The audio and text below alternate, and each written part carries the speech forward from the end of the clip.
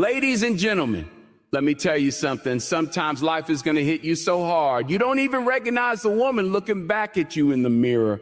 Everything you thought you needed, gone. Everything you believed would last, broken. And in that moment, you start to wonder if God forgot about you. But let me be clear. God never forgot about you.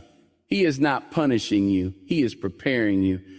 You see, when everything falls apart, that's when God does his best work, because he's not interested in building your life on shaky ground.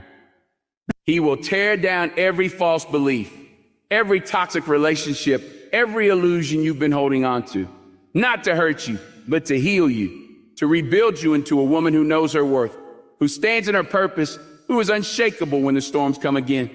This process isn't comfortable. It isn't fast. But if you trust it, if you keep showing up with faith when there's no evidence, God will take those broken pieces and create something more beautiful than you could ever imagine. And when you look back, you'll see that every tear you cried watered the roots of a stronger, wiser, more powerful version of you. So don't run from the breaking. Don't numb it.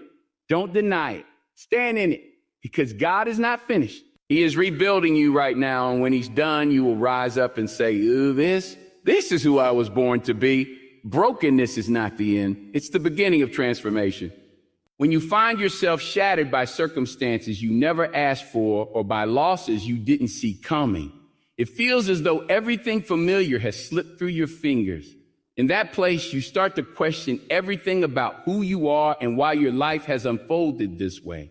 But what you don't see in those first painful moments is that brokenness has a hidden purpose. It strips away the illusion of control. It clears out the distractions, the attachments, the comfortable patterns that once held you back from becoming the person you were created to be. Most people believe that being broken is proof of weakness. They look at the pieces scattered around their feet and think, I failed. I am beyond repair. But nothing could be further from the truth. Brokenness is the invitation to rebuild with intention. It is a moment when all the old ways of thinking and living no longer fit, and something deeper begins to stir inside you. When you are cracked open, the light can finally reach the places you kept hidden, even from yourself. You discover that your identity was never meant to be tied to your circumstances, your titles, your possessions, or other people's approval. Those things can be taken away in an instant. What cannot be taken is the core of who you are, the resilient spirit God planned in you before you ever drew a breath. Brokenness forces you to meet yourself in a raw, honest way. You see your fears, your disappointments, your patterns of self-sabotage, and your unhealed wounds. For the first time, you are confronted with the truth that you can no longer pretend everything is fine. You have no choice but to feel it all, to sit with the ache that reminds you of what you've lost, and to wrestle with the discomfort of not knowing what comes next. But in that discomfort, something remarkable happens. You start to realize that if your old life could fall apart so easily, maybe it wasn't built on the right foundation in the first place. No? Maybe what you thought was stability was actually a fragile structure propped up by fear, routine, or the need to please others. Brokenness shows you that you can survive the loss of what you thought you couldn't live without. You learn that you are stronger than the circumstances that tried to bury you. Transformation doesn't happen when everything is going right. It happens when you have to rebuild from nothing. In those moments when you feel emptied out, you create space for something new to emerge. You begin to ask deeper questions. What do I truly value? What kind of life do I want to create? Who am I apart from all the labels and expectations? You start to see that being broken isn't a curse. It's a sacred opportunity to redefine yourself and your purpose. The process of transformation requires surrender. You can't force healing on your own timeline or demand that life makes sense right away. You have to let go of the old story you've been telling yourself, that you're unworthy, that you're a failure, that you'll never feel whole again. You have to give yourself permission to grieve the loss of what was while holding space for what is yet to come. That's where faith becomes essential. Like that even when you can't see the way forward, there is a higher wisdom guiding you through this season. Faith that what is being rebuilt will be stronger, truer, and more aligned with who you really are. Brokenness also teaches you compassion. When you've known the depths of pain, you gain a tenderness toward other people's struggles. You stop judging others so harshly because you know what it's like to stand on the edge of despair. You learn to extend grace to yourself and to others who are fighting invisible battles. Your heart softens, and in that softening, you connect more deeply to humanity and to the divine. You start to see that your brokenness is not a disqualification. It's a credential. It's proof that you've lived, that you've risked loving and hoping and believing.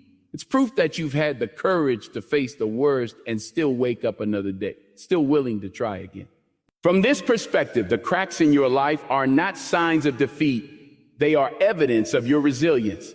Like a piece of pottery repaired with gold in the Japanese art of kintsugi, you become more beautiful for having been broken and restored. When everything falls apart, it strips away your false attachments and gives you the clarity to see what matters most. You begin to understand that the outer world is temporary and unpredictable, but your inner world, your faith, your character, your commitment to growth is what defines you. As you rebuild, you can choose to lay each brick with intention. You can create a life rooted in authenticity, integrity, and purpose. You no longer settle for what is convenient or familiar if it doesn't align with your spirit. Transformation doesn't arrive overnight. It's a process of shedding old beliefs, habits, and relationships that no longer serve you. Some days you will feel raw and exposed, as if you have nothing left to give.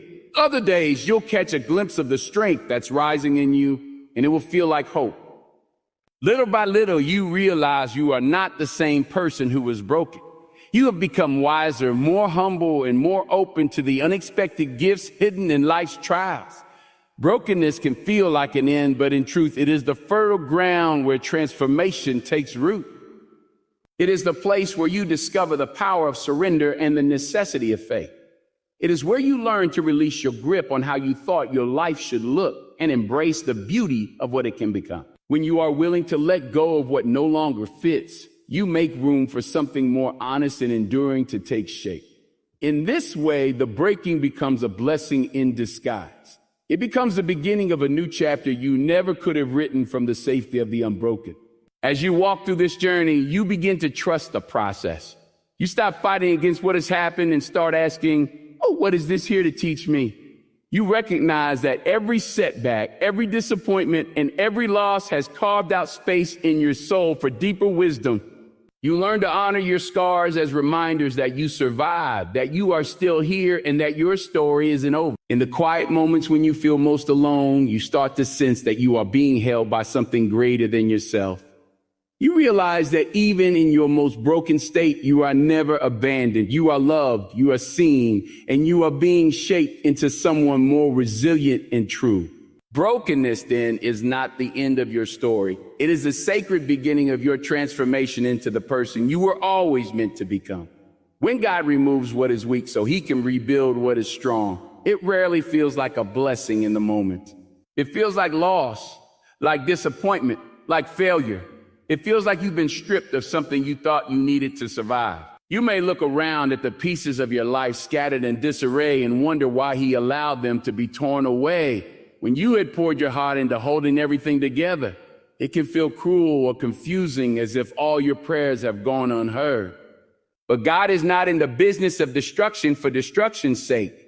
He is not careless with the things that matter to you. When he removes something, it is because he sees deeper than you do. He knows the strength you are capable of, and he refuses to let you build your life on foundations that will eventually collapse under the weight of your calling. Weakness can take many forms. Sometimes it is a relationship you have clung to out of fear of being alone, even though it was never truly nourishing your soul. Other times it is an identity you built around external validation, a fragile sense of worth that depended on how other people saw you. Weakness can hide behind ambition that has no deeper purpose, behind habits that comfort you but slowly drain your spirit, behind beliefs that tell you you're not enough unless you prove your value every single day. These are the things God will gently, or sometimes abruptly, remove because he knows they are not meant to be the pillars of your life. When he takes away what is weak, you often feel exposed and vulnerable. You can no longer hide behind the illusions you used to protect yourself. You are faced with the truth that you have relied on things that were never built to last, and it hurts. The emptiness left behind can feel like a wound that will never close.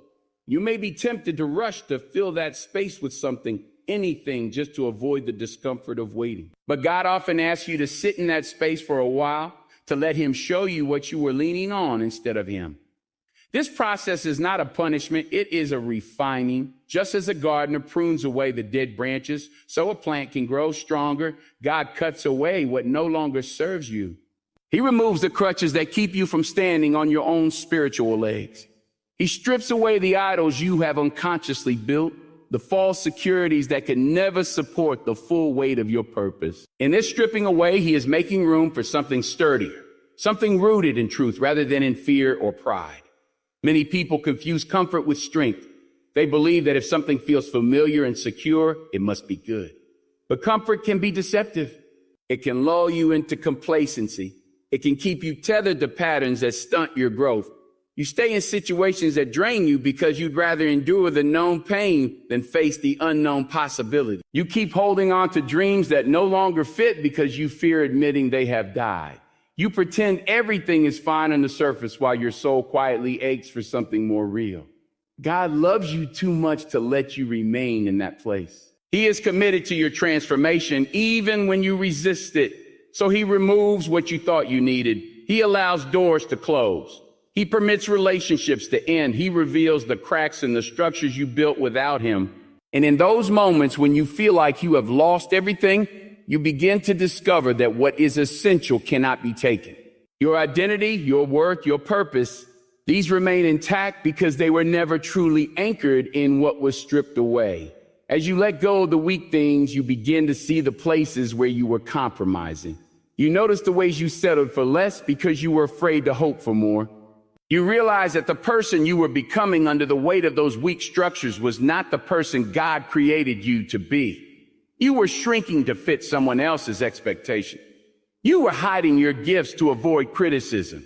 You were suppressing your voice because it felt safer to blend in than to stand out. When God removes what is weak, he is giving you the chance to reclaim your true self. This is not an overnight process. The rebuilding takes time. You may find yourself in a long season of waiting, wondering when the new thing will appear. It can feel like wandering in a wilderness without a map. But even in that in-between place, God is working. He is strengthening your faith, teaching you to trust him in ways you never had to when life was easy. He is cultivating resilience in you so you can withstand the storms that will inevitably come. He is deepening your capacity for empathy and compassion because you now understand what it feels like to be broken. One of the hardest parts of this journey is accepting that you cannot rebuild on your own terms. You cannot simply replace what was removed with a similar version of what failed before. You must allow God to guide the process to shape the new foundation according to his design. That requires surrender. It requires laying down your pride and your insistence that you know what is best. It requires admitting that your ways have not worked, and you are willing to trust his way even when it doesn't make sense. In the rebuilding, you learn to discern the difference between what is strong and what only appears to be strong. You start to recognize the counterfeit forms of security you once depended on. You see how easily they crumbled when tested. And you grow more committed to building a life that can withstand pressure, not because it looks impressive to others, but because it is anchored in what is real. You begin to value integrity over appearance, depth over spectacle, substance over style. The new foundation God builds in you is one that cannot be shaken by circumstances. It is built on the understanding that your worth does not fluctuate with your success or failure. It is built on the assurance that you are loved unconditionally, not for what you produce or achieve, but simply because you exist. It is built on the conviction that your life has purpose, and that purpose cannot be thwarted by the loss of things or people you once thought indispensable. This kind of strength is quiet but unyielding. It doesn't need to announce itself or prove itself to anyone. It is evident in the way you show up with consistency and grace, even when no one is watching. It is evident in the way you refuse to be defined by your past mistakes. It is evident in your willingness to keep loving, keep serving, keep believing, even when you have every reason to give up. When God rebuilds what was broken, he often does it in ways you never would have chosen. He surprises you with new dreams and feel bigger and truer than the ones you lost. He brings people into your life who see you clearly and call you higher. He opens doors you never knew existed. And perhaps most importantly, he helps you become someone who no longer fears loss because you know you have survived it before. The removal of weak things can feel like devastation, but it is ultimately liberation. It frees you from dependence on what was never meant to hold you up. It clears the clutter from your life so you can see what matters most. It creates space for new growth, for deeper roots, for authentic connection to God and to yourself. In time, you begin to look back and realize that what felt like the end was really the beginning of a life built on a foundation so solid. Nothing can tear it down. Faith in the unseen is what carries you through the rebuilding, because without it, you will be tempted to give up when everything around you looks barren and unfinished. When your old life has fallen apart and the new one has yet to take shape, there is no evidence you can point to that proves your hope is justified. There are no guarantees that the pain you feel will turn into purpose or that the losses you've endured will be redeemed. In that in-between place, faith becomes more than just a word you say to sound spiritual. It becomes the lifeline you cling to when nothing else makes sense. It becomes the quiet resolve that keeps you moving forward step by step when you can't see more than an inch ahead. Faith is not the same as optimism. Optimism is the belief that things will get better because you want them to. It's a mindset that leans on positive thinking and the law of averages. But faith is deeper. Faith is the conviction that even when there is no visible sign of progress, something is happening beneath the surface. It is the trust that God is at work in ways you cannot yet perceive, arranging circumstances and preparing your heart for what is to come. Faith is rooted not in what you can see, but in who you know God to be. It anchors you in his character, his goodness, his wisdom, his love, when everything you once relied on has been stripped away. In seasons of rebuilding, you will often look around and see emptiness. Where you once had routines, relationships, or roles that defined you, now there are gaps. It is natural to feel exposed and unsettled. You may want to rush to fill those spaces with anything that feels familiar or comforting, even if it is not right for you. But faith calls you to wait, to resist the urge to rebuild your life out of panic or impatience. It whispers that just because you cannot see the plan doesn't mean there isn't one. Faith requires you to trust that the same God who walked with you through the breaking will not abandon you in the rebuilding. This trust is not passive. It demands courage. It takes strength to look at an empty foundation and believe that one day something beautiful will stand there again. It takes humility to admit that you do not know how it will come together, and yet you are willing to keep showing up, to keep doing your part, to keep believing that your obedience and your surrender are not in vain. Faith in the unseen is what steadies your heart when doubt tries to convince you that nothing is changing. It is what enables you to plant seeds even when the soil looks dry, to speak life over your situation even when you feel discouraged. The unseen is not just what lies ahead. It is also the unseen work happening within you. While you wait for external evidence that your life is being rebuilt, God is doing a quieter, more profound rebuilding inside your spirit. He is stripping away the fear that kept you small, the pride that kept you striving, the shame that kept you silent. He is cultivating patience, resilience, and compassion in you. These are qualities that cannot be developed in times of ease. They are formed in the hidden seasons when no one else sees the battles you are fighting, when there is no applause or recognition for your perseverance. Faith is what allows you to keep going when you feel invisible, because you trust that this season is shaping you for something greater. There are moments when the absence of visible progress feels unbearable. You may pray and hear nothing in response. You may try to take steps forward and find yourself blocked at every turn. You may wonder if you misunderstood God or if you are being punished. These thoughts are normal, but faith in the unseen helps you hold on to perspective. It reminds you that silence is not the same as abandonment. Just as a seed must stay hidden underground before it ever breaks through the soil, your growth often happens in places no one can see. The roots are forming long before the first shoot appears above ground. If you judge your progress only by what is visible, you will be tempted to dig up the seed before it has a chance to grow. Faith teaches you to be patient with the process, It reminds you that God's timing is not your timing and that what feels like a delay is often preparation. You may think you are ready for the next chapter, but God knows there are things you still need to learn, things you need to release, things you need to heal. When you have faith in the unseen, you begin to see waiting not as wasted time, but as sacred time. You start to value the hidden work that is happening in your character, your mindset, and your relationship with God. You understand that when the new season finally arrives, you will be ready to carry it with strength and integrity because you allowed yourself to be formed in the unseen place. Faith also enables you to see beyond your current circumstances. It gives you the ability to imagine possibilities that are not yet real. When you look at the rubble of your old life, faith paints a vision of restoration. It helps you hold on to hope that what feels empty today will one day be filled with purpose and joy.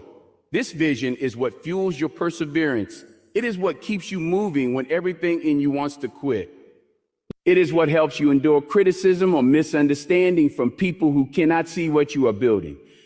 Faith becomes your compass, guiding you through uncharted territory when there is no map. Sometimes faith in the unseen will feel like foolishness. You will question yourself. You will wonder if you are wasting your time, if you are clinging to illusions.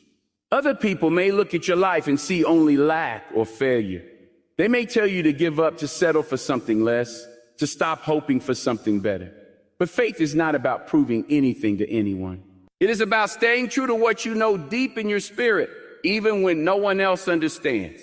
It is about trusting that God sees what you cannot see, and his vision for your life is bigger than your own. Faith in the unseen also requires you to release control. You cannot micromanage the rebuilding process. You cannot force outcomes or dictate timelines.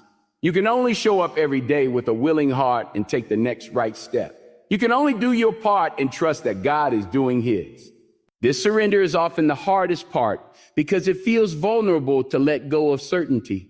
But in that vulnerability, you discover a deeper security. You learn that your worth and your future are not contingent on your ability to make everything happen. They are anchored in the unchanging nature of God, who is faithful even when you are afraid.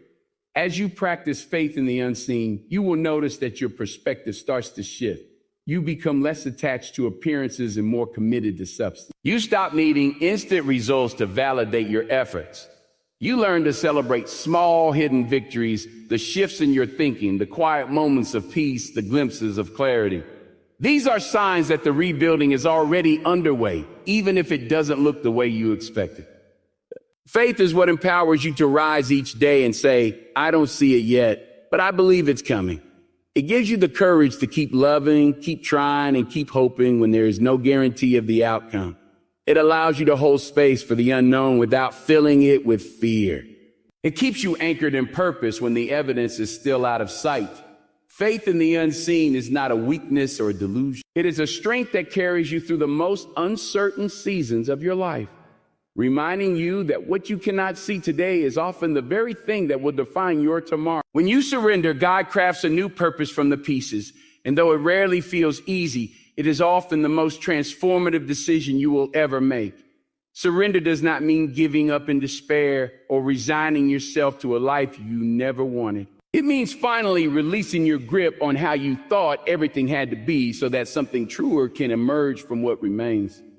We spend so much of our lives trying to hold everything together, protecting plans, defending identities, clinging to relationships or achievements that make us feel safe and valuable. But when those things fall apart, when you find yourself standing among the fragments of what used to be, you are faced with a choice.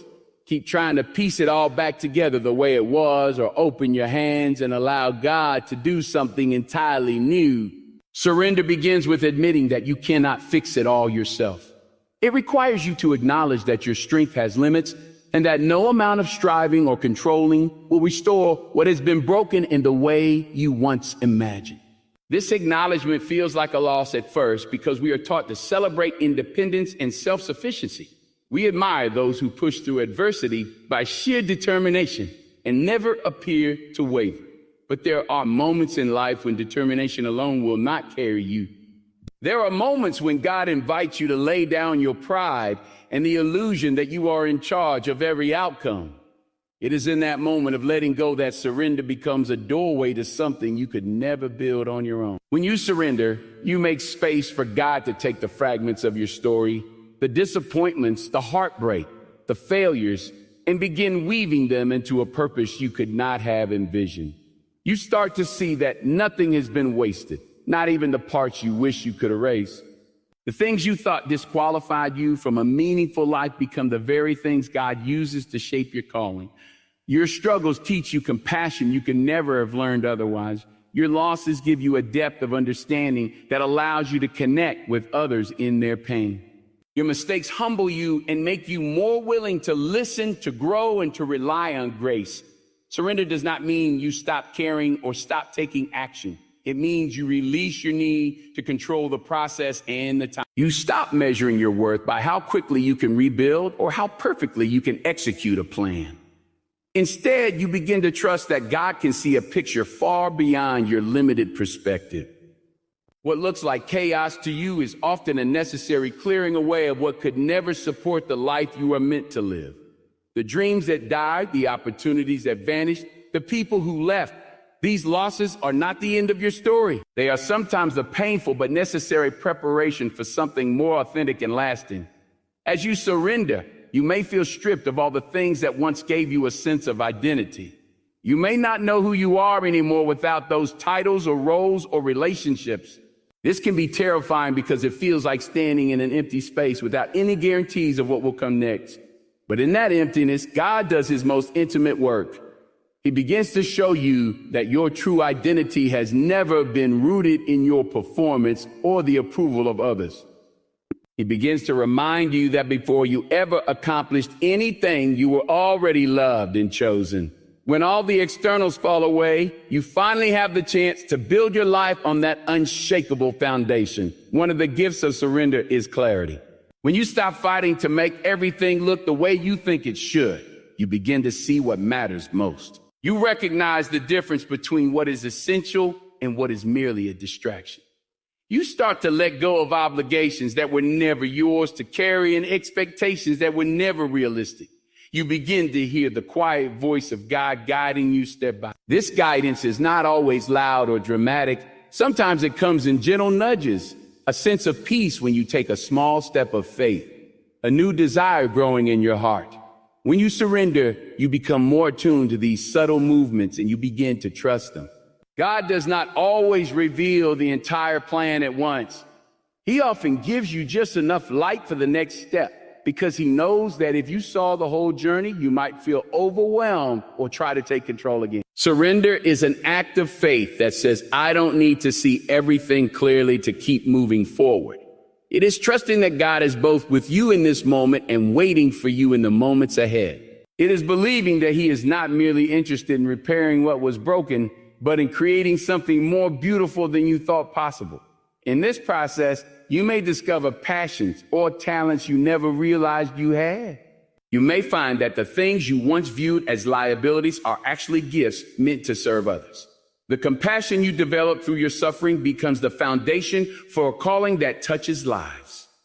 The resilience you build in the dark seasons becomes the strength that carries you through new challenges. The humility you learn by letting go becomes the openness that allows you to grow in ways you never could have if everything had gone according to your plan.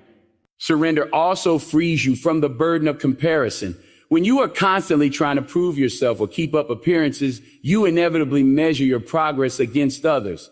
You wonder why their lives look more put together or why their paths seem smoother. But when you surrender, you begin to understand that your story is not supposed to look like anyone else's.